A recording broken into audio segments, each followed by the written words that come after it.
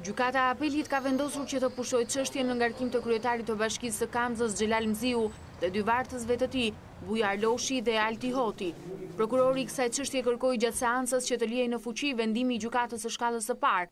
Sipas prokurorisë, Mziu së bashku me dy punonësit e bashkisë kanë shpërdoruar detyrën dhe kanë shkelur barazinë në tendera, duke dëmtuar buxhetin e Bashkisë Kamës dhe interesat e dy firmave private. Pas vendimit, kryetari i Bashkisë së Kamzës u shpreh se drejtësia u vu në vend dhe uroi që presionin politik që ai kishte ndier të mos e përjetojë askush tjetër. Ky ishte një proces i cili gjeti një diversitet tek unë.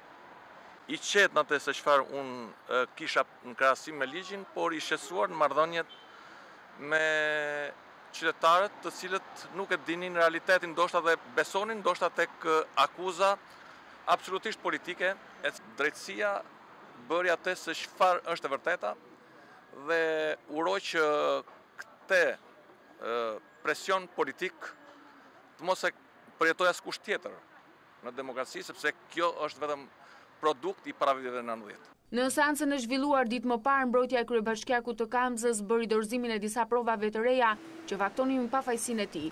Bëi fjalë për vendimin e gjykatës së Apelit administrativ, e cila e cilëson të lishëm taksën e shfrytëzimit të ambientit për biznesin të vendosur nga Bashkia e Kamzës, e për të cilin Mziu ishte shpallur fajtor në përballjen me kompaninë që e kishte paditur. Tashmë trupi gjykues i Apelit vendosi që të rrezojë vendimin e gjykatës së shkallës së parë, duke i hequr kështu të gjitha akuzat kryebashkiakut Mziu dhe dy vartësve të tij.